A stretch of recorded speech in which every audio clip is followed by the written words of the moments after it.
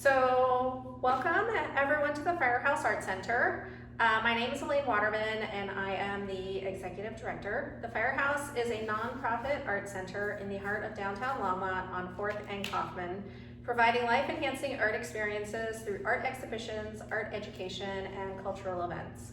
Our artist talks are casual chats with artists, curators, members of the creative community, and creative entrepreneurs with a focus on how to build community within the arts. Firehouse Artist Talks give the community a chance to ask questions and get to a deeper level with the art on our walls. We are taping this talk and you can find it on our YouTube channel along with our past artist talks and presentations. Just to let you know some of the things that are happening at the Firehouse. Our annual Slay the Runway show is happening on June 27th. Tickets are available online or through the Dairy Center. We also have weekly art classes and monthly meetings for songwriters, filmmakers, writers, artists, and more. Please visit the calendar on our website. Shout out to our sponsors, the LDDA, Longmont Creative District, Scientific and Cultural Facilities District, the Longmont Community Foundation, the Community Foundation of Boulder, the Boulder County Arts Alliance, and to Colorado Creative Industries. We couldn't connect our community to creative and life-changing art experiences without your help. If you would like to donate to support our programming and exhibitions, please visit our website or you can donate at the front desk. And I just wanted to end with a reminder to silence your phones so that nothing rings during the talk. And lastly, in a spirit of healing, the Firehouse acknowledges and honors the Arapaho tribe, the original people of the land upon which the Firehouse sits. We also wish to acknowledge all other indigenous tribes and nations who call Colorado home. It is because of their hardships and sacrifices that we are able to be sharing this art with you today. The Firehouse believes that we can only grow when we have a better appreciation for the history, legacy, and contributions that the tribes have made, not just to this region, but to the nation. I'm so excited to be here today with Britni Mara.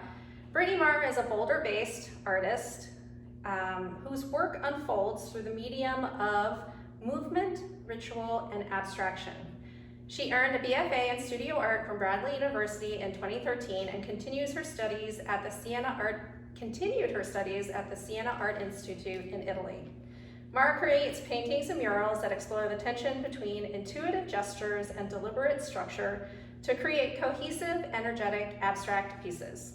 Her work has been exhibited widely, including a solo show at Very Serious Gallery in Chicago, the 4th annual Midwest Open at Women Made Gallery, and hooking up Meet the Collection at the Clive Carney Museum of Art.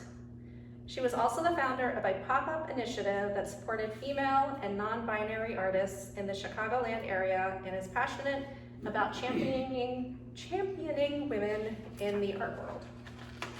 So thank you so much for being here and thank you so much for sharing your work.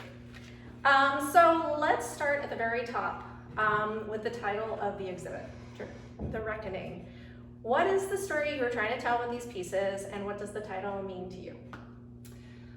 Well, it's interesting. I had a totally different theme when I was first accepted to the show, based in alchemy and home and feeling very rooted and very settled because I just moved to Colorado about a year ago, and I wanted to make a work about planting roots and feeling very settled and stable.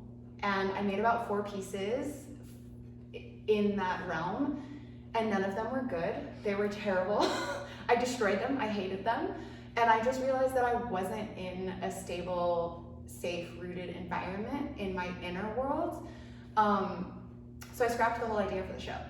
And the reckoning came about when I realized that all of the political collective strife that's happening in our nation at the moment, honestly also paired with some really hard moments in my personal life, and I felt a lot of anger, a lot of grief, a lot of animosity, just a lot of energy, and I didn't feel settled. So I wanted to make work that spoke not only to my personal experience, but to a collective experience that I felt I was witnessing as well.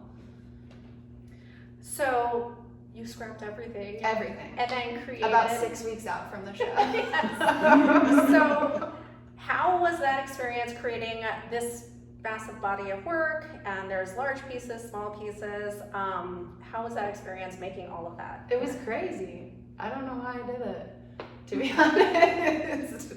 I think I got to the point where in the beginning I was like, okay, I have, 6 or 7 weeks, I can do it, I can crank it out. I do work very fast, and I felt really confident, and about halfway through I was like, oh no, what did I do? I'm not gonna be able to make enough work. And slowly things started to fall into place, and I started to create 5, 6, 7, 8, 9 pieces that I was really proud of, that felt really strong, that felt really embodied of the things that I was feeling and experiencing, and I felt like I could kind of make it to the stretch and finish the work. But it was definitely a push, and I feel like I'm still dealing with feeling quite exhausted after the show opened. Yeah. Now, when we were hanging it, I just wanted to let everyone know, we were like, this is so much work. I had too much art. But we were trying to like cull it, but it was like impossible. Yeah. Because I think we were talking about how each piece spoke to another piece. So it was like, well, we can't take this one because it works with this one.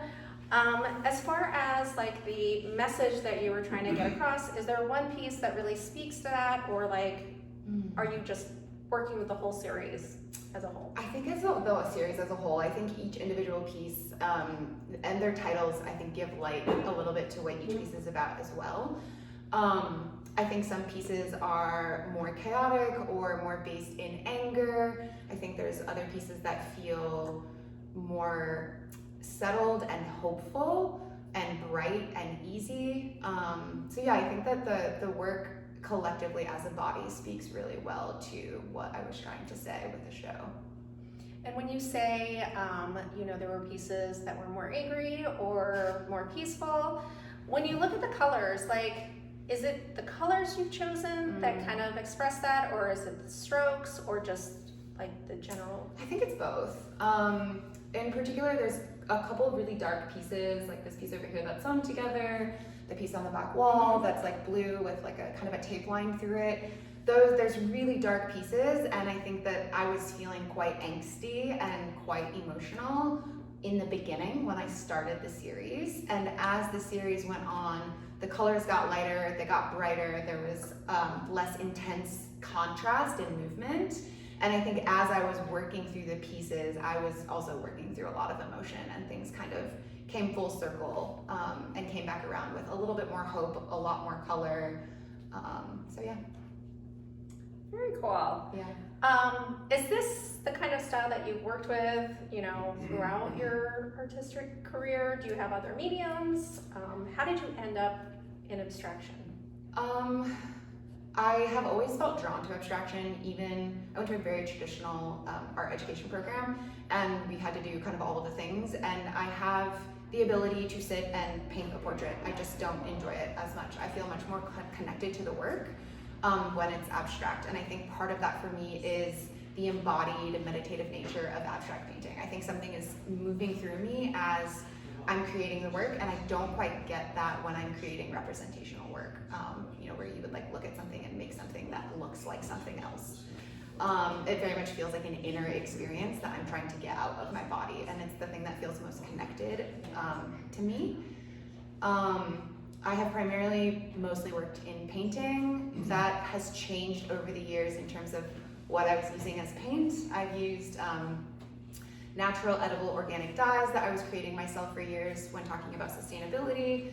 I've also used paint as makeup, or makeup as paint, sorry. So I did like a whole cosmetic line based around feminism and embracing, I think that there was a push for women in the United States in particular to wear a bunch of makeup to feel pretty and what beauty standards are. And so I did a whole painting series around that for a couple of years. But it's always been gestural paint-like things on canvas.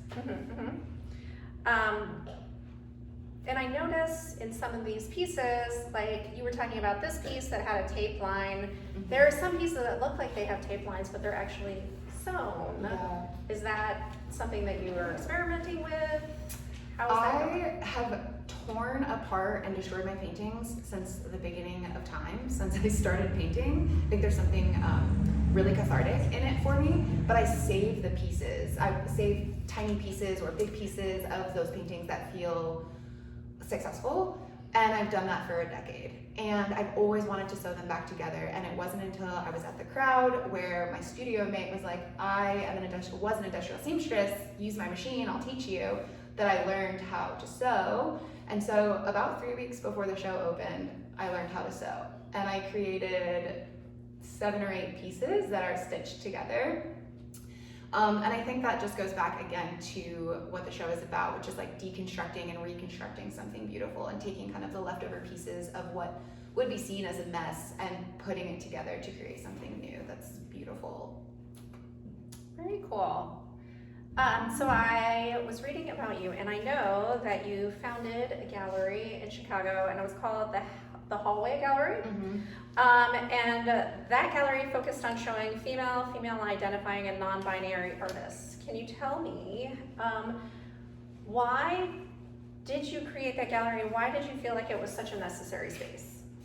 I noticed, particularly during COVID, that's when I became more invested in the art community that I was in, that there was this really big gap in the art community in Chicago. And I felt like there were so many artists working out of their homes or their home studios or in their basements who had amazing work that didn't know how to get it into the gallery scene. And I felt like there just wasn't a structure that supported, in particular, women and non-binary artists.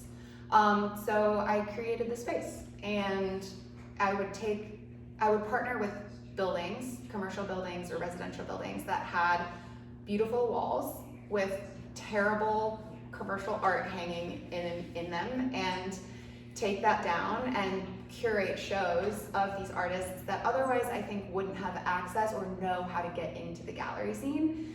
And I think it did a wonderful things not only for the art community and the artists, but as well as the residents that lived there, because then the residents that lived there or the people in that neighborhood had access to art that they previously didn't. So yeah, it was a really fun journey. And through hearing you talk, I kind of hearing a through line that your work, you wanted to make a statement. What do you feel about the artists and their job in the world? Do you feel like art for you is something where you can get your point across, where you can make change? Is it decorative, or is it a combination of all of those very important parts?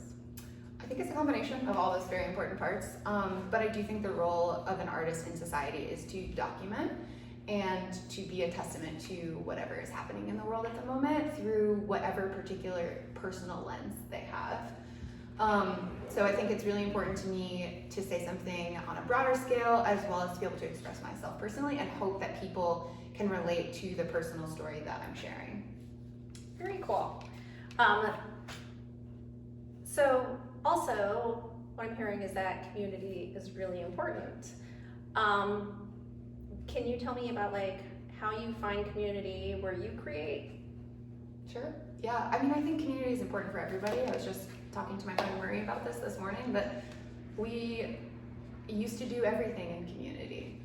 We used to hunt and gather and raise children and cook and habitat in community. And now we're all in our individual homes and spaces. And I think having a place outside of work to gather is really important. I think that's why community spaces like the Firehouse are so important. But yeah, I think curating community with like-minded individuals, as well as people who might disagree with you, is really important, because sharing those viewpoints, I think, can be a really beautiful thing. Very cool. So talking about the specific pieces in the show right now, right behind us is a piece that was very this feature, the wall to painting to mural kind of thing. You did apply to the gallery with many of these, and this was oh my gosh, we love it, how it continues onto the wall. Yeah. How did you start doing works like this? Yeah, this originally was concepted, I think, in 2017 or 2018, when a client came to me and said, I have this really strangely shaped wall that I don't necessarily want only a mural, because if I ever move, I want to be able to take your art with me. And she was raised by her mother, who's an avid art collector, and the physical art was really important to her. but she felt like she wanted something more creative. So I was like, what if we did both? And that's kind of where it all started. And thanks to the internet and Instagram, a lot of people saw it and really enjoyed it. And I have done many, many, many since then. And people are really intrigued by it. And I think it's great to collect the canvas if you move somewhere else, but also to take up the space in an alternative way that you wouldn't typically see. Yeah. And we've gotten this question many, many times in the gallery. Did you already have it painted? Did you paint it here? I painted it here. It took me about 2 days, which is like a typical timeline for me, 2 to 3 days. And it's kind of a play process between hanging the work, taking it down, painting the wall, putting it back up, and kind of making sure that the two mesh together seamlessly. But it has to be done on site. And also people have said, can I get that? And then can I have her come and paint it on my wall? Nope.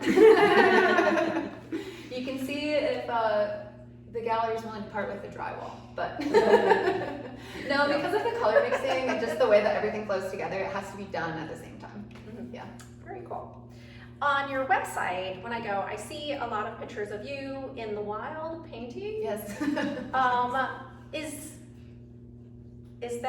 Do you do that a lot? I wouldn't say a lot, but it's definitely being outside, and my love for the outdoors is a huge part of who I am, and I think it feels very freeing to be outside, and being connected to nature feels really beautiful. So it's kind of a pain in the butt to set everything up and paint outside, but it's also really freeing and really fun. So I lived in a van for 2 years, and I was a full-time artist during that time as well, and my business was basically building the structured canvas, stretching it, painting outside, letting it dry, unstretching it, rolling it up, breaking apart the wood stretcher bars, and shoving it in the back of my van, and then like being on my way. And I did that for 2 years, which is a little bit crazy, but was also really fun. Okay, yes, I had lots of questions about that because Yeah. I just feel like your work is so free and expressive, and it just seemed to match like that whole like I lived out in a van and I painted outside, and then just like that like nomadic free lifestyle. Yeah. A lot of your pieces are really large, and I can imagine that's like that because you use big motions Yep. to create. But then there are some that are really small over here as well. Yeah. Which do you like better? Just going back to the nomadic thing and being free, I think my work was free before I was. I think that I've been creating gestural, energetic abstracts for a really long time, and I think it wasn't until I left Chicago in 2023 that I began my own journey of feeling free myself and being nomadic and being outside. So I feel like that's an interesting thing to think about, is that I think the work was free before I was, and now I feel like both of those things are there. In terms of working large is my favorite. If I had unlimited money, I would have a huge studio and everything would be gigantic. Because I think that the freedom of movement that I get through my body is part of the somatic practice of moving paint around and working through whatever emotions kind of need to come out. Working small for me, I see those in like almost like they're not even paintings. It's more of a delicate, very focused work rather than like a physical embodiment of emotion. Yeah, I see them pretty differently. Definitely working big is my favorite. Does that translate to your work on walls for like as a muralist? Definitely. It's been interesting. I work primarily as a painter on the floor, so it's been hard to translate things into a vertical space. But we're figuring it out. So every mural I learn something new, and I figure out, if I use a broom, I can make this big singular brush stroke, or, trying to figure out how to transpose marks from paintings that I make on the floor to vertical spaces is difficult, but. Wow, that's so cool. So we were talking about the paint you use, and one of my questions was, is it alcohol ink because of the way that it spreads? It seems very similar to that, but what kind of paint are used on these pieces? Yeah, I get that question a lot. People think it's either ink or watercolor. and it's acrylic. So watercolor and acrylic are both water-based mediums, but the acrylic and the way that I use it, I do use it often as a wash. So you can see like these areas in here are much more of a wash, and then the more opaque areas are, I think, traditionally how acrylic is applied more with like opacity rather than translucency. But yeah, all acrylic. And then this like bloom kind of effect right here, is that just because it's really watered down, or is it? Yeah, there's a difference in like the weight of the acrylic. So when something is heavier and more opaque and has less water in it, it sits on top of something that's more watery. And the way that I get the blooming effect is playing with the heaviness or the opacity and the translucency of the paint, whether that's through applied water before or after. And you were talking about the pieces that you created at the very beginning that were about grounding. You really hated them. I did. What's it? So as far as like experimenting with how the paint plays together, I guess, do you have a plan when you start out, or is it really just you let the materials and how you're feeling kind of just shape everything? The only thing that I sometimes plan is color. Other than that, it's really open-ended. Kind of whatever happens, happens. So do you find that these sewn pieces kind of give you more control? No? Because you're taking pieces that have already played around with each other and then you're piecing them together. Yeah, I think that it gives me surprises, which after doing this for a decade doesn't happen very often. And so this feels like a whole door being opened of surprises. So it's actually about less control than more control. Oh, yay. That's so nice. It is. So talking about how you were feeling ungrounded, and that whole series of finding roots didn't really work for you at that point. I know you have a studio now here in Boulder, and kind of Boulder is your home base. Are you feeling like, yeah, you are more rooted? Yes, I think so. I think that there was a lot going on in my personal life at the time, and I still think geopolitically there's lots of things going on that make me feel pretty unsettled. But in terms of my own like personal life, I definitely feel grateful and thankful to have followed my instincts. When I was ready to get off the road and to settle down, I knew I needed that. And I felt called to Boulder for lots of reasons. And I feel like I'm coming up on just a year of being here that I feel much more settled. I still don't know if I do want to make that series of work about being rooted and grounded, but I still don't feel quite there yet. And I feel like it's because my work is so embodied, it's not something that I can force. Yeah. I really have to be there. So Very cool. Are there any artists who have inspired you, or do you have any mentors that you've had in the past that you want to share about? Yeah, I mean, I think one of my favorite modern day artists is Heather Day. I think there's a big pull between our work, and I first found her 5, 6, 7 years ago. I think her stuff is amazing. She also sews her work together, just in a very different way. So yeah, she's amazing. And then, I mean, going back to like the OG, I think Helene Frankenhalter was doing stain washes and turning her paintings around. And I think that there's something to the washes that I find to be really interesting about her work. Yeah, I mean, I think I'm interested in any artist that can take completely non-representational work and make it interesting, because I think that's actually really hard to do. Yeah. Yeah. I am probably more of a representational artist, and I usually find myself looking at abstract work and trying to figure out, well, what is that? Like trying to put like an image to it. But I really feel like your work, you just get lost in like the expressiveness, the color and the strokes. Is there, I guess, as far as the works, and you were saying that it was like your way of documenting, can you kind of look at the pieces and remember? For sure. Yes, definitely. Very cool. Yeah, and sometimes, you know, I do this full time, and sometimes someone buys a work and I'm like, no, I want to live with it for a little bit longer, because I'm not ready to like part with that feeling that I get from looking at it and kind of that remembrance. And sometimes I'm like, oh yeah, buy that painting, get it out of here. So it's really interesting to see like what I become connected to, or what I really almost have a disdain for, and I'm like ready to like let go of. Very cool. And I know we were talking about prints, because people have come in, they were like, oh, I really love this piece. Do you know if the artist makes prints, or is that something that you would explore, or you do? I don't think that abstract work in general translates very well in print form. That's just a personal perspective. I think a lot of abstract artists do make prints.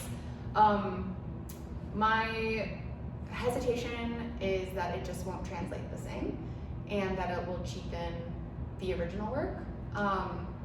However, I think it's really important to me that my work is accessible at many price points, which is why I make the really tiny work, so that you can still have an original piece of art around $100, which is roughly around the same price as what you would pay for a print. So I don't know, I think I would rather make tiny little original pieces that someone can take home and be like, Mara touched this with her hands and her feelings. And I think that that means more. Very cool. As far as works, the large one, the central one right here, can you tell me what that might be the story of, or what were you feeling in this one? Yeah, The Sun Still Rises, I think, is the title of it. It obviously looks like a sunrise or a sunset, and I think that this was one of the pieces that I made towards the very end of the show, and I was going through my own healing and grief process, and I was feeling a lot of things, and I got to a point where I felt hopeful.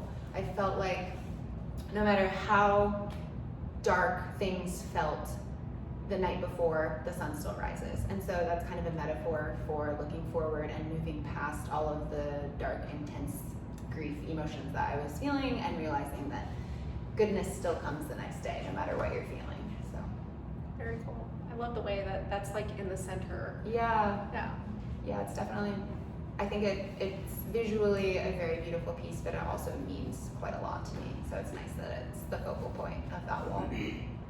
Very cool. Are there any pieces specifically that you wanted to talk about before we get into questions? No. Let me see if I can use this. I think that might be it. Although that one. The yes, large square the piece? large one. Yes. Was that? Do you remember what you might have been working through on that one? Can you remember what the title is? Do we know what the title is? Anyone? You will wait. What number is it? Can't see. You're gonna have to get really close. Close, yeah. It's tiny. 11. Because I remember I love that one too, because Yeah. there's so many like bright Layers. Hope colors, it's not lost. Hope it's not lost. Is that it? Yeah, that sounds right. and then like the dark colors are down at the bottom. Yeah. So I think, again, speaking to a similar thing about The Sun Still Rises, this piece as well, there's lots of dark moments happening with the transposition of bright, intense colors, and then like opening up to hope. And not letting darkness kind of swarm an entire piece as it did in other pieces earlier in the series. This one is a little bit more of a breakthrough moment where you're like, okay, there's hope on the other end of this. Yay. Well, thank you. Mhm. Those are my two favorites. Yeah, those are my two favorites. Those are my two favorites as well. It's hard to just narrow it down. Yes, Yeah. yes it is. But so does anyone have any questions for Mara? There was a question from the audience. Oh. Marie went live on my Instagram, so. Oh, We have to go fantastic. live again to answer questions. Oh, interesting. Okay. Okay, the question was, do you ever redo pieces? Do you ever redo your pieces if you feel like it's not complete or not the way that you want? Redo is a tricky word. I destroy them. I tear them up, and that feels great. And redo is hard because I can't repeat, I can't redo something.